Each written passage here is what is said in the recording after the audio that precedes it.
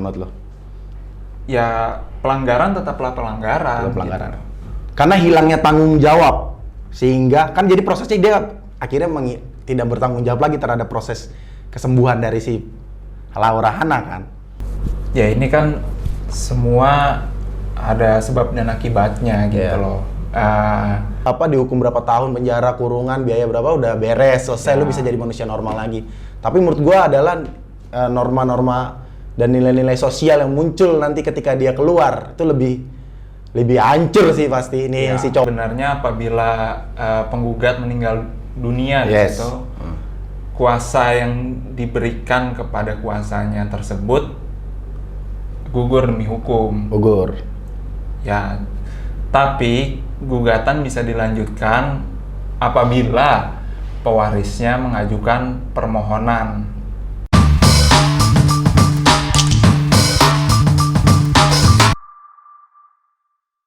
Oke, kembali lagi di Brickhouse Law and Business. Di episode kali ini kita akan ngebahas sesuatu yang lagi viral tentunya tentang seputar hukum atau bisnis ataupun yang sedang terjadi belakangan hari ini. Nah, hari ini gua balik lagi Francius Ginting aka The Problems. Nah, hari ini akan ngebahas seputar itu bersama teman gua, teman kantor juga, yaitu Adit. Apa kabar, bro? Baik, bro. Yoi, ini Adit baru merit kemarin, bro. Gimana, bro, merit lo? Gila, halo Ali. Nah, hari ini kita mau ngebahas tentang ini, bro, yang sedang viral nih, yaitu Laura Hana, ya salah satu influencer maupun artis yang kemarin baru kembali dipanggil oleh Yang Maha Kuasa karena kejadian-kejadian sebelumnya yang dia lalui bersama pacarnya ya, dan itu yang mengakibatkan dia ada kendala di kelumpuhan, menyebabkan kelumpuhan. Nah, sekarang hari ini kita mau ngebahas tentang proses yang sebelumnya dia jalanin, bro. Nah, sebelumnya lo ngikutin nggak nih permasalahan ini terhadap kasus-kasusnya sebelum-sebelumnya si Laura Hana ini? Ya gua sih nggak ngikutin medsos banget ya. Yes. Cuman kalau dari baca berita sekilas itu kan kecelakaan ya. Iya. Mengakibatkan lumpuh terus akhirnya meninggal dunia. Benar. Nah, ini kan ada proses hukumnya nih, bro, yang kita mau bahas nanti lebih dalam tentang itu. Yang kita tahu prosesnya tuh akhirnya dibawa ke dalam ranah pidana maupun perdata, bro. Nah, gua akan menanya pertama secara spesifik dulu terhadap upaya hukum yang udah dilakukan oleh almarhum ya. Kita udah bisa katakan almarhum terhadap upaya hukum yang diambil, yaitu pidana dan perdata. Kalau ternyata perdatanya kan udah jalan nih, bro. Nah, perdatanya itu kalau dia udah meninggal dunia, itu proses selanjutnya kayak gimana sih, bro? Lu bisa bantu kita jelasin nggak ke teman-teman kita nih? Jadi kan sebenarnya apabila penggugat meninggal dunia gitu, kuasa yang diberikan kepada kuasanya tersebut gugur demi hukum. Gugur. Ya, tapi gugatan bisa dilanjutkan apabila pewarisnya mengajukan permohonan ke pengadilan untuk melanjutkan perkaranya, di mana di situ juga harus dibuktiin, bahwa ahli waris tersebut memang ahli waris yang sah, secara hukum. Ya betul, nanti bentuknya ahli waris itu nanti ada pengajuan kepada Dukcapil atau kelurahan untuk menentukan. Di situ kan harus dibuktiin keterangan ahli waris atau penetapan pengadilan yang menyatakan bahwa yang bersangkutan itu telah meninggal dunia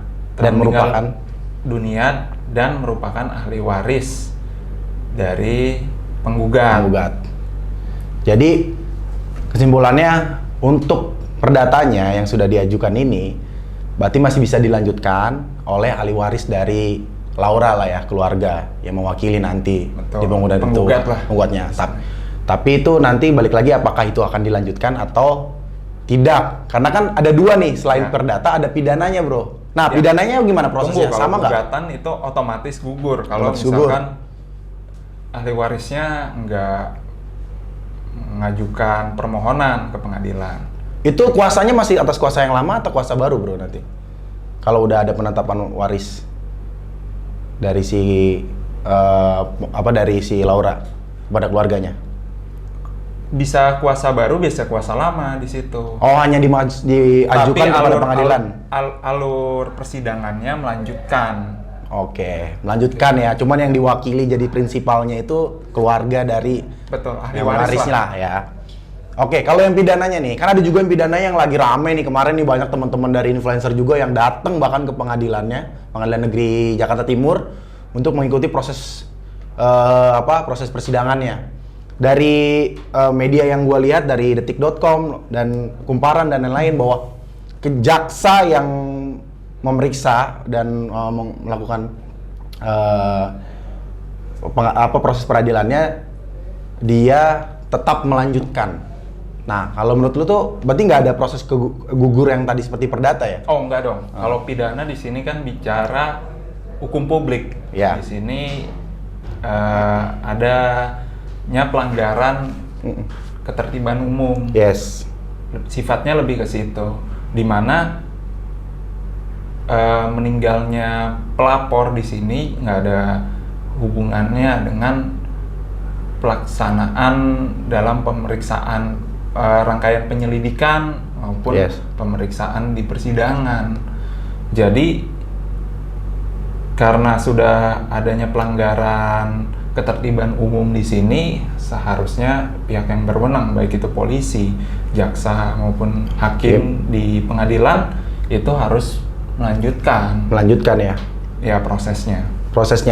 Nah, kita udah ngebahas tentang perdata dan pidananya nih yang sudah diajukan oleh penggugat sendiri. Tapi kalau mau kita tarik ulur mundur lah ya dari kasus yang terjadi antara si Laura Hana ini, itu kan sebenarnya kejadiannya kecelakaan lalu lintas.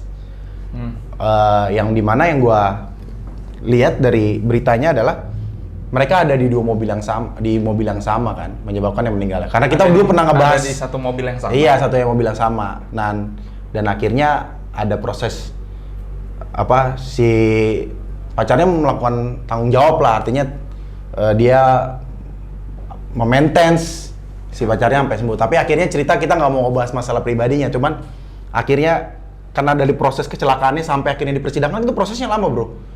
Kalau misalnya yang kita laluin kan proses kejadiannya besok, seminggu atau 2 minggu kemudian tiba-tiba udah ada proses persidangan atau ada pelaporan terhadap kejadian itu. Nah ini apakah bisa gitu dalam jangka waktu yang panjang tiba-tiba karena ada yang korban dalam tanda kutip di dalam mobil itu, apakah si korban itu boleh mengadukan si temennya atau pacarnya itu di dalam mobil ke polisian maupun gugatan secara perdata? Ya nggak masalah, itu kan hak dari di sini pelapor lah sebutnya. Itu kan hak pelapor untuk melapor kapan dia ingin melapor gitu. Iya. Bahwa kejadian itu sebenarnya pas sudah terjadi pun di situ kejadiannya bahwa ada, kalau berdasarkan peraturan misalnya kita ambillah undang-undang lalu lintas ya, bahwa ada yang menyebabkan meninggal dunia kan itu bisa menjadi faktor pidananya gitu. Tapi dengan proses yang panjang itu pun itu masih bisa berlaku juga. Masih dong. Masih berlaku. Masih. Apa yang menjadi dasar menurut lo? Ya pelanggaran tetaplah pelanggaran. Pelanggaran. Gitu. Karena hilangnya tanggung jawab sehingga kan jadi prosesnya dia akhirnya tidak bertanggung jawab lagi terhadap proses kesembuhan dari si Laura Hana kan, sehingga dia akhirnya dilaporkan sebagai ya bentuknya tadi gitu tidak bertanggung jawab untuk penyembuhannya gitu. Kita nggak ngomongin teknis pacarannya ya, putus kan ada secara psikologis putus, sedih lah pasti kan. Tapi kita nggak ngebahas itu, kita nggak bahas prosesnya sih. Jadi ya itu kan pasal terkait tergantung dari pihak kepolisian dan penuntut umum itu akan masukkan pasal yang mana. ya. Kalau gitu. Nah, sekarang kita ngebahas lebih detail lagi, lebih mendalam secara pengamat hukum dan lain-lain lah untuk melihat kondisi ini gitu. Apa nih dan lain-lainnya? Dan lain-lainnya ya kayak kita ngamatin perempuan, karena kan cakep gitu loh. Itu cakep loh cewek itu loh. Ya kan, gue sih sebenarnya kalau ngeliat kondisi si Laura Hana ini sebenarnya ya gue lihat beberapa kali kan di media sosial gue di TikTok, Instagram juga sedih juga. Satu ya cakep gitu ya. Kayaknya kayak dilihat nilai anak-anak dan teman-teman artis kayaknya baik gitu kan. Nah, kalau lo sendiri dalam kita ngeliat konteks permasalahannya ini, apa sih kira-kira yang menjadi, ini kita ngambil perspektif dari kita masing-masing aja ya. Apa sih yang lo lihat dari permasalahan ini sebenarnya? Permasalahan kejadian ini, akhirnya meninggal dunia, ada kecelakaan, lalu lintas dan lain-lain. Ya ini kan semua ada sebab dan akibatnya gitu loh. Di sini mungkin adanya kelalaian dari salah satu pihak, diduga ya ada kelalaian dan menyebabkan kerugian, menyebabkan meninggal dunia, akhirnya ada kehilangan, misalnya dari tubuh lo kehilangan satu cacat ya kan misalnya. Nah itu kan sebenarnya kalau tidak adanya kelalaian itu kan yang nggak mungkin ada akibat gitu kan. Bener. Nah kalau gue juga bingungnya gini, kalau misalnya si kejadian ini nih, kalau perspektif gue ya ngelihatnya adalah kalau kejadian ini itu bisa terjadi itu nggak hanya sama orang yang hari ini kan pengalaman buat kita semua ya. Kalau kejadian ini terjadi gitu, bahwa ya lo dalam kondisi mungkin tapi di berita yang gue lihat sih kondisi dalam kondisi mabuk, pulang dalam larut malam dan segala macam, itu kan sebenarnya cara kita harus banyak kan kelalaian yang terjadi kan. Nah maksud gue tuh artinya kita juga harus melihat bahwa kondisi seperti ini tuh udah nggak bisa lagi lo pakai di dalam cara lo berteman lah atau apa, bersosial lah, karena dampak yang dihasilkan itu yang jadi beratnya. Kenapa gue bilang gitu? Karena kalau misalnya lu tiba-tiba naik mobil nih malam hari, kecelakaan, ya kalau untungnya kalau lu doang gitu. Kalau di jalan ada orang lain, yang menyebabkan lumpuh, meninggal dunia bahkan, itu kan akan berdampak yang sangat besar gitu ya terhadap keluarganya. Wah, dampaknya besar banget dah. Harta benda nyawa. Iya, itu kan.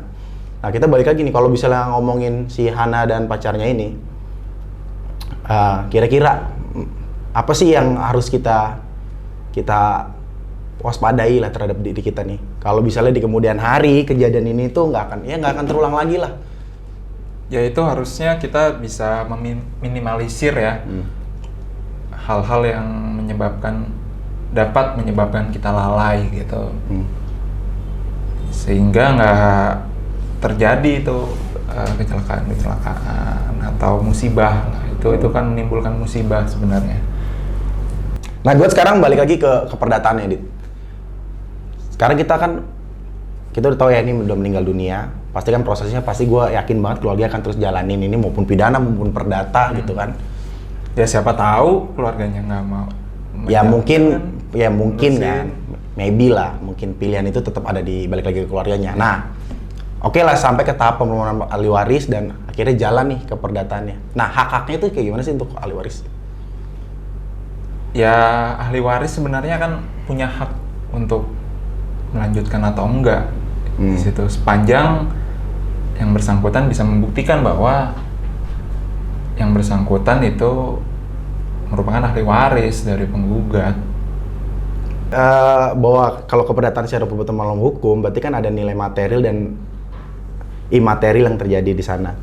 Nah, kira-kira tiba-tiba kan nih kejadian ini menyebabkan meninggal dunia, akhirnya menyebabkan meninggal dunia. Pada permohonan perbuatan sebelumnya kan mungkin aja baru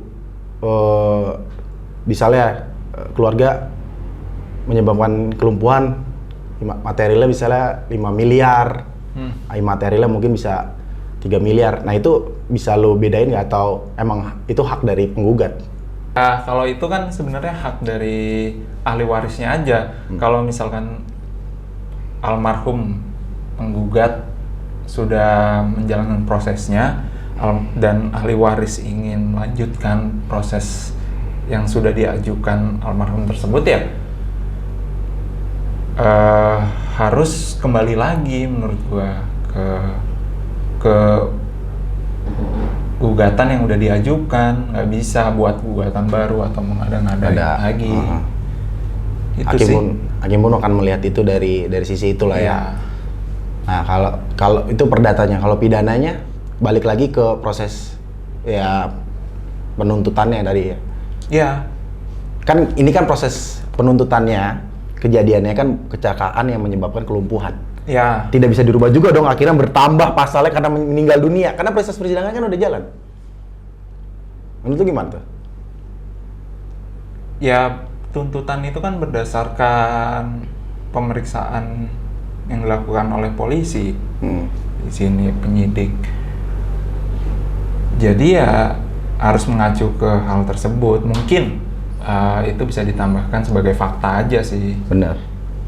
Gue penasaran kalau di pidana itu pertimbangan hakim tuh gimana ya? Kan nanti baliknya lagi, ya kan? Kalau memang udah putus ya? Iya, udah putus. Gue penasaran pertimbangan hakim gimana, kan tuntutannya, terus tiba-tiba berjalan, ada yang terus tiba-tiba meninggal dunia, dapat atensi publik yang begitu besar.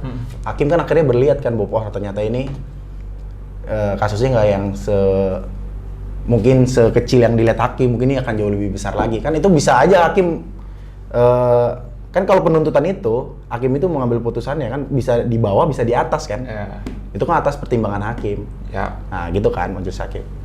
Nah itu yang gue sih gue tunggu-tunggu sih, apa yang akan dikeluarin sama putusan dari majelis hakimnya. Lihat dari proses hukumnya udah berjalan, lalu proses mungkin kan mereka melakukan mediasi dan lain-lain ya di balik itu semua untuk menyelesaikan permasalahan ini. Nah kalau gue melihat juga kalau misalnya hal ini tidak, misalnya si Laura ini tidak meninggal dunia, tetap kan dapat atensi publik sebenarnya. Tapi gue lebih lihatnya cenderung ke masalah tentang hubungan jadinya, Dit. Gitu loh. Ya kayak misalnya nih ya, gue pacaran nih sama cewek, terus gue kecelakaan kejadian kan, terus gue bertanggung jawab atas kejadian kecelakaan itu. Gue masih masuk, kan artinya dia nggak ngelapor pidana, dia ngelapor apa, kan masih ada itikat baik dari gue untuk nyembuhin dia kan. Nah, yang gue tangkap adalah ketika putus nih kan, ya dalam hubungan kan masih aja putus. Akhirnya dia udah karena putus, tapi nilai yang dikeluarinnya, apa yang disampaikannya, malah jadi kayak menyudutkan atau menjelek-jelekan dari si pacarnya ini. Menurut lu tuh gimana? Kan gue lihat di media sosial banyak nih kaitannya si mamanya minjem ATM-nya, gesek pakai ATM-nya si cewek dan lain-lain. Itu kan artinya menyudutkan bahwa sebenarnya proses itu kan udah nggak harus dibahas di situ lagi gitu. Kalau lu lihat sendiri kalau kayak gitu apa sih maksud dan tujuannya? Ya sebenarnya sih itu di luar konteks ya menurut gua. Terlepas dari pacaran atau nggak pacaran atau putus atau bagaimana itu di luar konteks dari hukum pidana itu sendiri. Sebenarnya kan telah lalai menyebabkan kecelakaan, menyebabkan kerusakan, itu kan sebab akibat itu ada hukum yang mengatur gitu. Ya terlepas dari dia minjem ATM mamanya atau enggak, ATM-nya si Laura ini dipakai sama mamanya dari si pacar. Atau siapalah, itu kan dia sudah lalai dalam diduga lalai dalam mengemudi gitulah, atau dalam hal apapun gitu. Berarti kan artinya itu nggak masuk di dalam proses persidangan yang ini kan. Tapi masyarakat tuh diiring opininya seakan-akan tuh kejadiannya tuh kalau dia ini udah ya playing victim lah, udah kayak wah jatuh banget gitu. Kembali lagi sih ke laporannya sih, apa sih itu yang dilaporkan gitu. Nah, terakhir nih, kedepannya nih, buat ya kita kasih edukasi juga lah terhadap teman-teman di sana terhadap kejadian ini. Mungkin kita udah ngebahas yang kesekian kali ya tentang kecelakaan yang menyebabkan orang meninggal dunia kan. Tapi nggak apa-apa biar mereka tahu. Gimana menurut lo kedepannya nih? hal-hal ini biar tidak terjadi lagi, bro? Ya kurangin lah. Apa nih? Hal-hal yang Gini. bisa menyebabkan kita kehilangan kendali atas diri sendiri. Kalau ngeliat karena kalau kita udah kehilangan kendali, ya, itu kita bisa merugikan diri sendiri, merugikan orang lain. lu ngomong kayak guru lagi kasetin anak muridnya, tau gak lo? Sampai Atau orang tua.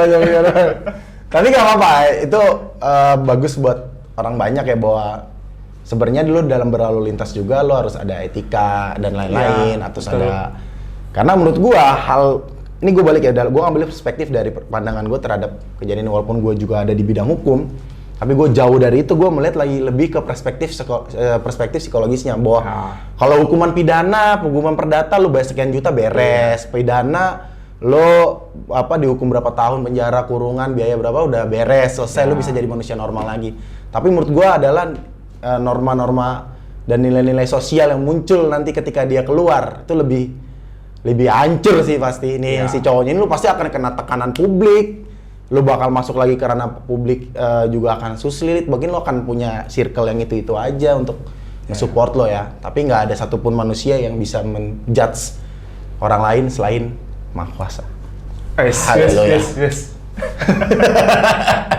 Oke, sekian aja bro, thank you. Thank you, bro. Adit, untuk hari ini kita udah ngebahas seputar kejadian yang sedang viral ini, Laura Hana yang meninggal dunia karena akibat kecelakaan.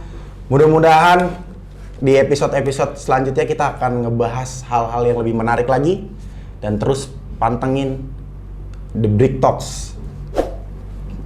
See you.